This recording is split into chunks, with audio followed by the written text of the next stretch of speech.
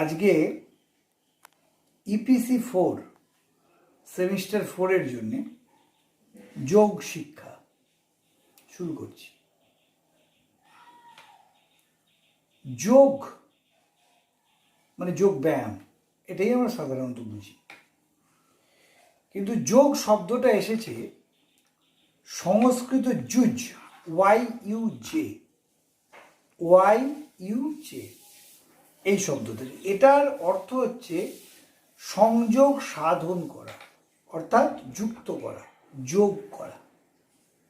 এবং এই ওয়াই-ইউ-জে এই শব্দ থেকে যে যোগ এসেছে তার অর্থ কিন্তু সংযুক্ত করা। আমাদের শ্বাস প্রশ্বাস নেওয়া, বাতাস থেকে গ্রহণ করা, আবার কার্বন ডাইঅক্সাইড ছাড়া, এর দ্বারা আমাদের যে প্রাণ স্পন্দনটা সেটা বেঁচে থাকে, এটা আমরা জানি।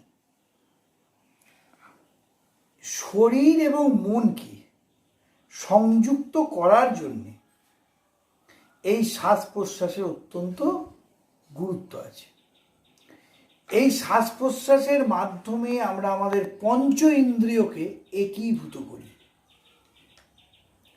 এই যে একীভূত করার প্রক্রিয়া, এইটা কি বলা হয়? যুক্ত হওয়া বা সংযুক্ত করা। আমরা যতদূর জানি এই যোগ শব্দের উৎপত্তি যে প্রাক বৈদিক যুগে, অর্থাৎ বৈদিক যুগেরও অনেক আগে, খ্রিস্টীয় ৫ম বা ৬ষ্ঠ শতাব্দীর আশপাশে ভারতে যে তপস্বী ও শ্রমণ সম্প্রদায় ছিলেন, যারা নানানভাবে ভারতীয় সংস্কৃতিকে উন্নীত করেছিলেন, সেই তপস্বী ও শ্রমণ সম্প্রদায়ের মধ্য থেকে তাদের যে আন্দোলন, তা থেকেই কিন্তু এই যোগ শব্দের উৎপত্তি। পরে আমরা দেখেছি প্রথম সহস্রাব্দের প্রথম দিকে ঋষি পতঞ্জলি এই যোগ শব্দটাকে প্রসার ঘটান। যোগ বিষয়টার প্রসার মূলত আরো ব্যাপকভাবে হয়েছিল বিংশ শতাব্দীর প্রথম দিকে। বিংশ শতাব্দীর প্রথমের দিক থেকেই পাশ্চাত্যে ভারতীয় যোগের কথা প্রচারিত হতে আরম্ভ হয়, এবং তখন থেকেই যোগ বিষয়টা যে আমাদের সংস্কৃতি এবং শিক্ষার একটা অঙ্গ, তার গুরুত্ব পেতে আরম্ভ করে। পতঞ্জলির যোগের যে দর্শন, তাকে ষড় দর্শন বলা হয়। ষড় মানে ৬, অর্থাৎ আমাদের যে ৬টা সিস্টেম, এই ষড় দর্শন এই সিস্টেমকে কেন্দ্র করেই তৈরি হয়েছিল। ঋষি পতঞ্জলি প্রায় ৪,০০০ বছর আগে এই যোগের মূল নীতি এবং অপরিহার্য বৈশিষ্ট্যগুলোকে লিপিবদ্ধ করেছিলেন, একীভূত করেছিলেন। তাহলে কি আমরা এটা বলতে পারি যে পতঞ্জলির আগেই এই যোগটা ছিল? একদম এক্স্যাক্টলি ছিল। এই যোগ অভ্যাস অত্যন্ত গুরুত্বপূর্ণ পতঞ্জলির সিস্টেমে, কারণ পতঞ্জলি বিষয়টাকে একটা সিস্টেমেটিক ওয়েতে রূপদান করেছিলেন। এটা অনেক আগেই ছিল, ইতস্তত বিক্ষিপ্ত ছড়িয়েছিল। এগুলো কোথায় ছিল? উপনিষদে। এই পতঞ্জলির মতে আমাদের মনের উপর যে প্রভুত্ব করে, অর্থাৎ কমেন্ট করে, সেই কমেন্ট কিন্তু একটা সচেতন প্রক্রিয়া, কমেন্ট করাটা। এবং এই কমেন্ট করার জন্যে আমাদের এই ৬টা ইন্দ্রিয়কে একসঙ্গে কিন্তু কাজ করতে হয়। এবং এই ৬টা ইন্দ্রিয়কে যে পদ্ধতিতে আমরা একসঙ্গে কাজ করাই, সেটাকেই বলা হয় যোগ। এই যোগের কথা কিন্তু গীতাতেও আছে, শ্রীমদ্ ভাগবতে আছে, এটা আমরা সবাই জানি। কিন্তু আমরা দেখছি কনসেপ্টটাকে একেবারে সিস্টেমে এনেছিলেন পতঞ্জলি তার ষড়দর্শন যুগে। এটা অ্যাকচুয়ালি দর্শন। ভারতবর্ষের যোগগুরু হিসেবে আমরা দুজন ব্যক্তির নাম অত্যন্ত দৃঢ়ভাবে বলতে পারি। ১ নম্বর বিবেকানন্দ, আর ২ নম্বর ঋষি অরবিন্দ। বিবেকানন্দ সবচাইতে সফল ব্যক্তিত্ব, কারণ এই বিবেকানন্দের জন্যেই পাশ্চাত্যে ভারতের যোগ নিয়ে এত মাতামাতি, এটা বলতে আমাদের দ্বিধা নেই।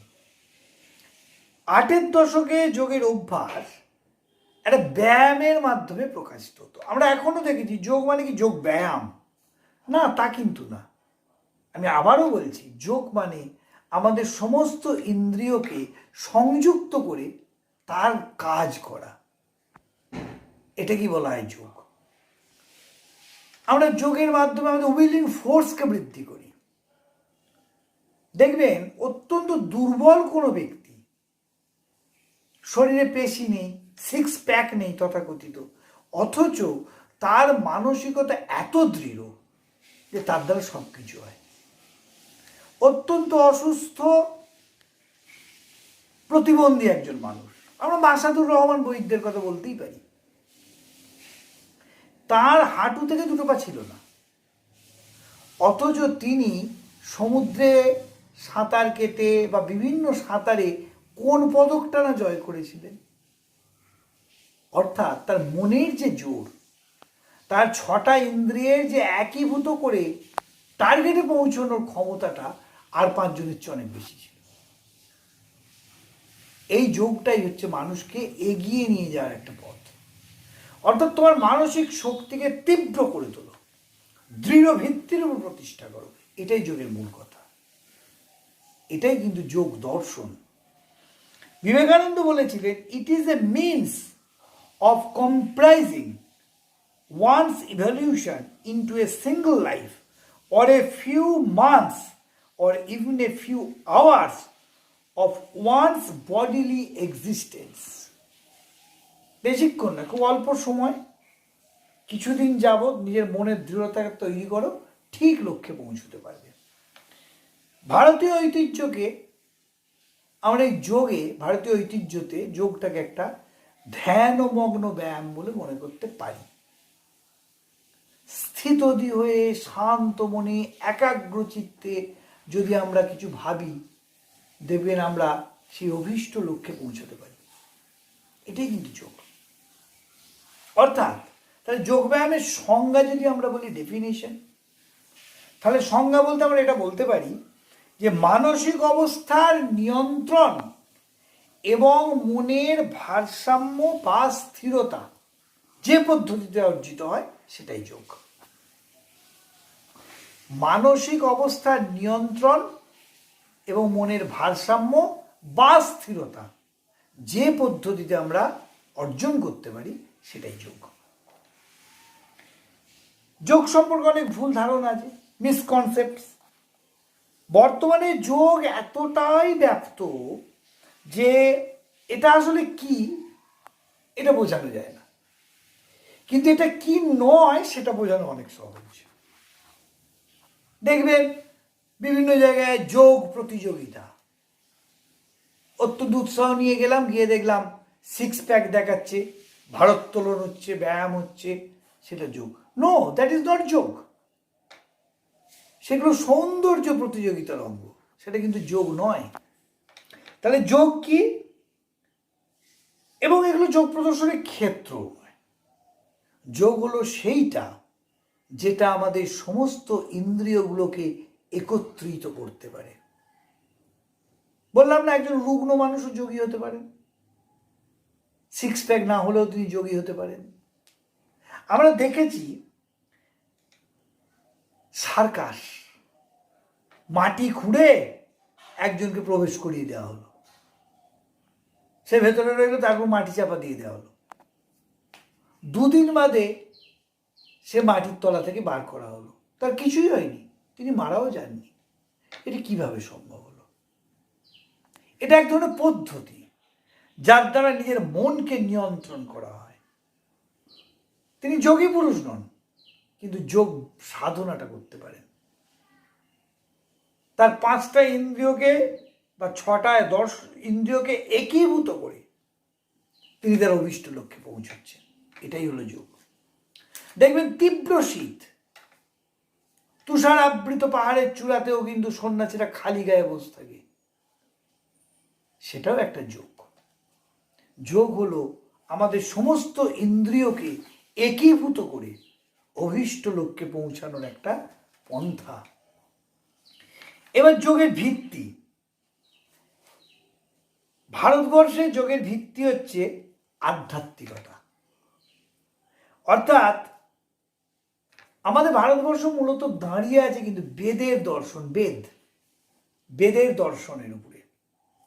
মুনি ঋষি যোগী সাধকরা কখনো দেখবেন না বেদ বহির্ভূত কোনো বাক্য ব্যবহার করেন। তারা যখনই কোনো কথা বলতে যান বেদের কথাকে তুলে ধরেন। আর বেদ ভারতবর্ষের সবচেয়ে প্রাচীন পবিত্র একটা ধর্মগ্রন্থ, এ ব্যাপারে কোনো দ্বিমত নেই। বেদের এত ব্যাপকতা ছিল যে মুনি ঋষিরা বা তার শিষ্য পরম্পরায় এটাকে মুখে মুখে মনে রাখা হতো। ব্যাসদেব যিনি, তিনি লক্ষ্য করলেন যে এত বিশাল কলেবর বৃদ্ধি হয়েই যাচ্ছে বেদের, যেখানে লিখিত রূপ দিতে হবে।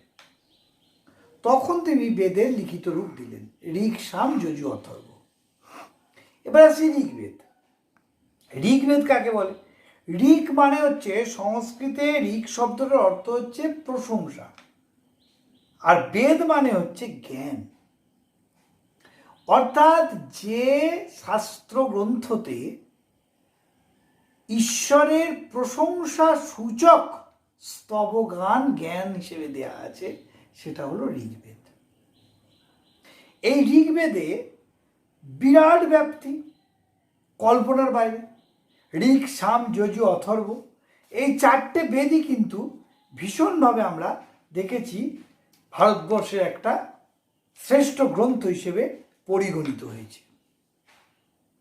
এই ঋগ্বেদে 10,472টা মন্ত্র আছে। 10,472টি মন্ত্র আছে ঋগ্বেদে। এই মন্ত্রগুলো আবার কিছু সাম আপ করে বড় কবিতা বানানো হয়েছে। এই বড় কবিতাটার নাম হচ্ছে সূক্ত। আর অন্য তিনটে বেদ, যজুর্বেদ, সামবেদ এবং অথর্ববেদ। যজুর্বেদ মানে হচ্ছে কি? যজু মানে হচ্ছে যজ্ঞ। যে বেদে যজ্ঞের মন্ত্র দেওয়া আছে সেটা হলো যজুর্বেদ। এবার যজ্ঞের মন্ত্রের যে জ্ঞান, এই জ্ঞানের সংকলনটাকে বলা হয় যজুর্বেদ সংহিতা। ঋগ্বেদ আর সামবেদ পদ্যে রচিত, কিন্তু যজুর্বেদ গদ্য পদ্য উভয়ভাবেই পাওয়া যায়। যজ্ঞানুষ্ঠানের নিয়ম যা ঋগ্বেদে আছে, সেখান থেকে অল্প কিছু যেগুলো যজ্ঞের উপযোগী সেগুলোকে আলাদা সংকলন করে যজুর্বেদ করা হয়েছে। তাহলে ঋগ্বেদে মোট সূত্র আছে 10,472টা মন্ত্র, আর এই মন্ত্র থেকে 2,184টা মন্ত্র যজ্ঞের উপযোগী। সেগুলোকে কেটে নিয়ে যজুর্বেদ বানানো হয়েছে। আর যে মন্ত্রগুলো গানের আকারে প্রকাশ করা যায় সেগুলো সামবেদে আছে। অর্থাৎ অনেক মন্ত্র আছে যেগুলো মন্ত্রের মতো উচ্চারণ না করে গান আকারে পুজোর সময় বলতে হয়, সেগুলো হচ্ছে সামবেদ। এই সামবেদ 75টা মাত্র, খুব বড় না। আর অথর্ববেদ হলো অথর্বের জ্ঞান, অর্থাৎ জ্ঞান, কিন্তু সেগুলো কার্যকরী নয়, ওই গ্রন্থেই থাকবে, সেগুলোকে বলা হয় অথর্ববেদ, অথর্বের জ্ঞান। বৈদিক যুগে আমরা দেখেছি উচ্চতর জ্ঞান লাভের জন্যে আমাদের পুজো আর্চা করতে হতো। এবং যোগব্যায়ামের ইতিহাসকে যদি আমরা দেখি, এই যোগব্যায়ামের ইতিহাস কিন্তু 5টা শ্রেণীতে বিভক্ত। বৈদিক কাল বা ভেদিক পিরিয়ড, প্রাক শাস্ত্রীয় কাল বা প্রি ক্লাসিক্যাল পিরিয়ড, শাস্ত্রীয় কাল বা ক্লাসিক্যাল পিরিয়ড, মধ্যযুগীয় সময়কাল বা মিডিয়াভাল পিরিয়ড, আধুনিক সময়কাল বা মডার্ন পিরিয়ড। তাহলে বৈদিক যুগে, এই বেদের যুগ, এই সময় আমরা দেখেছি ধ্যান অত্যন্ত গুরুত্বপূর্ণ একটা জায়গা দখল করেছে। ধ্যান মানে হচ্ছে, ধ্যানটাকে যদি আমরা ভাগ করি, ধি অর্থাৎ মেধা বা বুদ্ধি। এই বুদ্ধি এবং মেধার যে উন্নয়ন ঘটে যে যোগের মাধ্যমে, সেটা হলো ধ্যান যোগ। এই ধ্যান যোগে এটা ছিল কিন্তু বৌদ্ধ ধর্মের এবং বৈদিক যুগের অন্যতম মূল বক্তব্য। মেডিটেশন, স্থির চিত্রে নিজের জ্ঞানকে বৃদ্ধি করো, এটাকে বলা হয় ধ্যান যোগ। এরপর হচ্ছে আমরা দেখেছি যে আমাদের যে 6টা অঙ্গ, 6টা অঙ্গ, এই 6টা অঙ্গ প্রত্যঙ্গের সংবদ্ধতাই হচ্ছে যোগ। আমি আগেই বলেছি এই 6টা অঙ্গ প্রত্যঙ্গ কি? শ্বাস প্রশ্বাসের নিয়ন্ত্রণ। 2 নম্বর হচ্ছে অজ্ঞান, অর্থাৎ যে কোনো জিনিস থেকে সরে আসা, প্রত্যাহার করে নেওয়া। 2 নম্বর হচ্ছে 3 নম্বর হচ্ছে ধ্যান, ওই যে বললাম বুদ্ধিবৃত্তি আর মেধাকে চিন্তন প্রক্রিয়ার দ্বারা উন্নত করা। 4 নম্বর হচ্ছে একাগ্রতা বা মনোসংযোগ। 5 নম্বর হচ্ছে প্রত্যাহার বা রদ, স্টপ করে দেওয়া। আর 6 নম্বর হচ্ছে দেহাতীত অবস্থা, অর্থাৎ সমাধি। তাহলে দেখুন আমাদের যে 6টা অঙ্গ, যেটাকে আমরা ষট অঙ্গ বলি, যার উপর ভিত্তি করে পতঞ্জলি ষড়দর্শন বসে আছে, তাহলে যোগ সম্পর্কে আমাদের প্রাথমিক একটা ধারণা হলো মন ও চেতনার উপর প্রভুত্ব সৃষ্টিকারী একটি অবস্থা। এটাই হলো যোগ। যোগ ব্যায়াম কিন্তু নয়, এটাই হলো যোগ। এবার হচ্ছে প্রি ক্লাসিক্যাল যুগ বা শাস্ত্রীয়, প্রাক শাস্ত্রীয় যুগ। প্রি ক্লাসিক্যাল যুগে আমরা দেখছি যে এখানে সবচেয়ে বড় ধর্মগ্রন্থ হচ্ছে শ্রীমদ্ ভাগবত গীতা, কুরুক্ষেত্রে শ্রীকৃষ্ণের মুখ নিঃসৃত বাণী।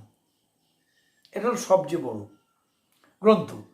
এখানে বলা হয়েছে কর্মযোগ, ভক্তিযোগ আর জ্ঞান যোগের কথা। কর্মযোগ মানে কি? ঈশ্বরের সঙ্গে প্রতিষ্ঠা বা সংযোগ সাধনের মূল পথ হচ্ছে 3টে।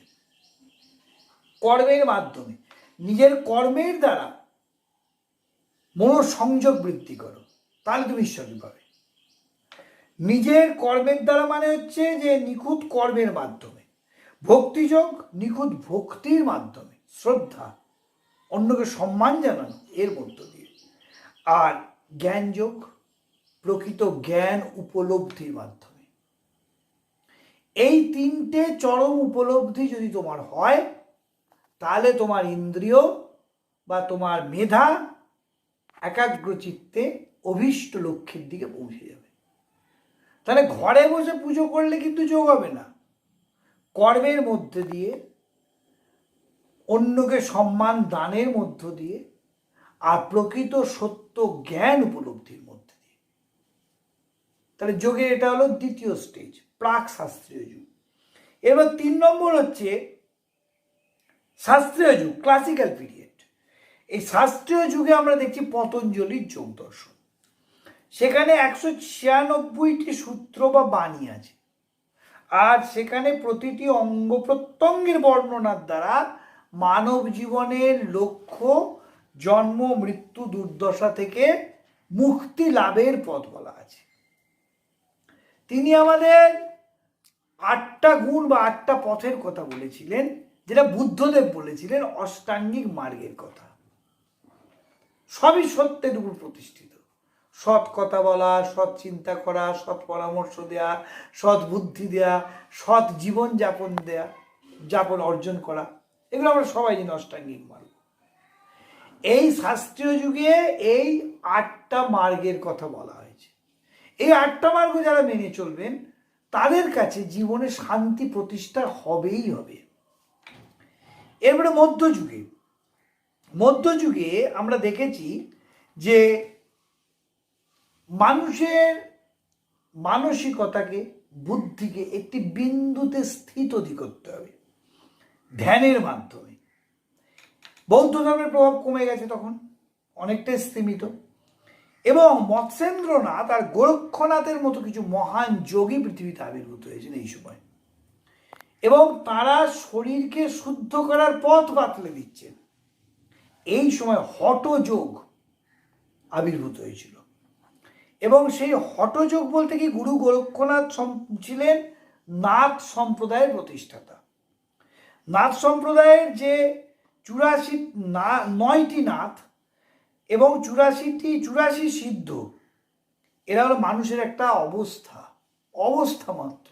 এরা আলাদা কোনো সম্প্রদায় নয়, এরা একটা আলাদা অবস্থান অর্জন করেন। এরা এই যে 9টি নাথ এবং 84টি সম্প্রদায়, এরা পৃথিবীতে মানুষের শান্তির বার্তা পৌঁছে দেন, এই সম্প্রদায়। এবং এই সম্প্রদায় ধ্যানের মাধ্যমে শান্তি অর্জন হবে, এই কথা বলেন। এই ধ্যানের মাধ্যমে শান্তি অর্জনের কথা এই 9টি নাথ, যাদের আদিগুরু হলেন গোরক্ষনাথ এবং মৎস্যেন্দ্রনাথ, তারা বলেছিলেন যে পৃথিবীতে শান্তি প্রতিষ্ঠা করতে গেলে ধ্যান এবং নিজের মনকে স্থিতধি করে একটি বিন্দুর দ্বারা নিয়ন্ত্রিত করো, তাহলেই তোমার প্রকৃত মোক্ষ লাভ ঘটবে। এই ধরনের ধ্যান যোগ আমরা পেয়েছি গোরক্ষ সংহিতা, গোরক্ষ গীতা এবং যোগ চিন্তামণি নামক গ্রন্থগুলিতে। এবার শেষে আসছি চতুর্থত আধুনিক কালের যোগ। এই আধুনিক কালের যোগ শ্রেষ্ঠ আমি বলেছি বিবেকানন্দ আর শ্রী অরবিন্দ। বিবেকানন্দের মূল বিষয়টা ছিল প্রতিটি আত্মা সম্ভাব্য ঐশ্বরিক আত্মা, ঈশ্বরের অংশীভূত, এবং তাদের জন্ম থেকে যা নিয়ে তারা জন্মায় তাদের প্রকৃতি, পরিবেশ এবং সমাজ তাদের উপরে দেবত্বকে তৈরি করে প্রতিষ্ঠা করে দেবত্বকে।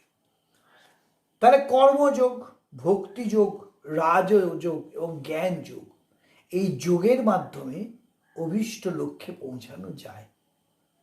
বিবেকানন্দ বলেছিলেন কিন্তু মন্দিরে, মসজিদে, গির্জায় দেবতার আরাধনা করলে তোমার মোক্ষ লাভ হবে না, এটা বলেছিলেন, আমরা জানি। তাহলে কর্মের মধ্য দিয়ে তোমাকে অভীষ্ট লক্ষ্যে পৌঁছাতে হবে। সেই কর্মটা করতে গেলে কি করতে হবে? তোমার সমস্ত মন, শক্তি, আত্মা সবকে একীভূত করতে হবে এবং অভীষ্ট লক্ষ্যে পৌঁছতে হবে। ঋষি অরবিন্দও ঠিক একই কথা বলেছিলেন। এরপরে আসছি মনস্তাত্ত্বিক দিক থেকে যোগের যে উৎপত্তি, মনস্তাত্ত্বিক দিক। তাহলে আমরা যোগব্যায়ামের ইতিহাসের 5টা ভাগ পেয়ে গেলাম: বৈদিক শাস্ত্রীয় কাল, প্রাক শাস্ত্রীয় কাল, শাস্ত্রীয় কাল, মধ্যযুগীয় সময়কাল এবং আধুনিক সময়কাল। এইবার আমরা আসছি মনস্তাত্ত্বিক দিক থেকে।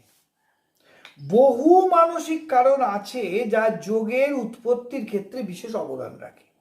কারণগুলো হলো কি? 1 নম্বর, সুখ প্রবৃত্তি এবং দুঃখ নিবৃত্তি। আমরা সুখ লাভের আশায় যোগ করব আর দুঃখ থেকে বেরিয়ে যাওয়ার জন্য যোগ করব, এটা নাম্বার 1। আর নাম্বার 2 হচ্ছে জীবনের বাস্তবতা সম্পর্কে জানা আর নিজে কোথা থেকে এলাম, কেন এলাম, কোথায় বা যাব, এই জানার কৌতূহল নিরসন করা। এই দুটো হলো যোগের, আমাদের মনস্তাত্ত্বিক দিক থেকে উৎপত্তির মূল কারণ। যোগের মধ্যে বলা হচ্ছে যে মানুষের মধ্যে যতদিন অবিদ্যা বা অজ্ঞতা থাকবে ততদিন কিন্তু দুর্ভোগ অবশ্যম্ভাবী। এটা বাস্তবে আমরা দেখেছি। যতদিন অজ্ঞতা, অবিদ্যা থাকবে, লেখাপড়া শিখলেই কিন্তু বিদ্যা নয় না, লেখাপড়া শিখেও অবিদ্যার অধিকারী হওয়া যায় যদি তার মন কুসংস্কারাচ্ছন্ন নোংরামিতে পূর্ণ থাকে। তাহলে এই জন্যে এই দুর্ভোগ থেকে বেরোতে গেলে একে কি বলা হয়? 3 প্রকার তপত্রয়। এই তপত্রয় কি? এই 3 দুর্ভোগ। একটা হচ্ছে আদি ভৌতিক তপ, 2 হচ্ছে আদি দৈবিক তপ, 3 হচ্ছে আধ্যাত্মিক তপ। আদি ভৌতিক তপটা কি? শারীরিক কষ্ট বা দুর্ভোগ। এই কষ্ট বন্যপ্রাণী, মানুষের সংক্রমণ এইসব কারণে হয়। বন্যপ্রাণী, মানুষের সংক্রমণ এইসব কারণে হয়। 2 নম্বর হচ্ছে আদি দৈবিক তপ। আদি দৈবিক তপটা কি করে হয়? ঐশ্বরিক বা দৈব শক্তির দ্বারা। তাহলে কি দেবতা করছে? তা না, এই আদি দৈবিক তপটা হয় ভূমিকম্প, বন্যা, গ্রহের অবস্থান জড়িত হেরফেরে। আর 3 নম্বর হচ্ছে আধ্যাত্মিক তপ। আধ্যাত্মিক তপ হচ্ছে আভ্যন্তরীণ শারীরিক কষ্ট বা দুঃখ যা শরীর আর মন থেকে উৎপন্ন হয়, আত্মা থেকে উৎপন্ন হয়, সেটা হচ্ছে আধ্যাত্মিক তপ। সেটা কি হতে পারে? একাকিত্ব, বিষণ্ণতা, মানসিক চাপ, এই ধরনের বেদনা জড়িত। তাহলে লক্ষ্য করে দেখুন, কোনোটাই ভগবানের চাপিয়ে দেওয়া নয়। যোগ কিন্তু বাস্তব ভিত্তির উপর প্রতিষ্ঠিত। শারীরিক কষ্ট, তা থেকে আমাদের নানান ধরনের কষ্ট আসতে পারে। ভূমিকম্প, বন্যা, গ্রহের অবস্থান জনিত দুঃখ কষ্ট আসতে পারে। একাকিত্ব, বিষণ্ণতা থেকেও দুঃখ কষ্ট আসতে পারে। তাহলে এই যে কষ্ট, এই কষ্টগুলো থেকে মুক্তির যে উপায়, সেটা একমাত্র যোগের দ্বারা আমরা পাই। এবং সেই যোগটা কখন করতে হবে? যখন আমাদের সমস্ত ইন্দ্রিয়গুলোকে একীভূত করে আমরা নিজেদের মনটাকে স্থির করতে পারবো এবং আত্মাকে শোধন করতে পারবো। আজ এই অবধি থাক। নেক্সট ভিডিওতে এই ফার্স্ট ইউনিটেরই দ্বিতীয় অংশগুলো আমি বিশ্লেষণ করব।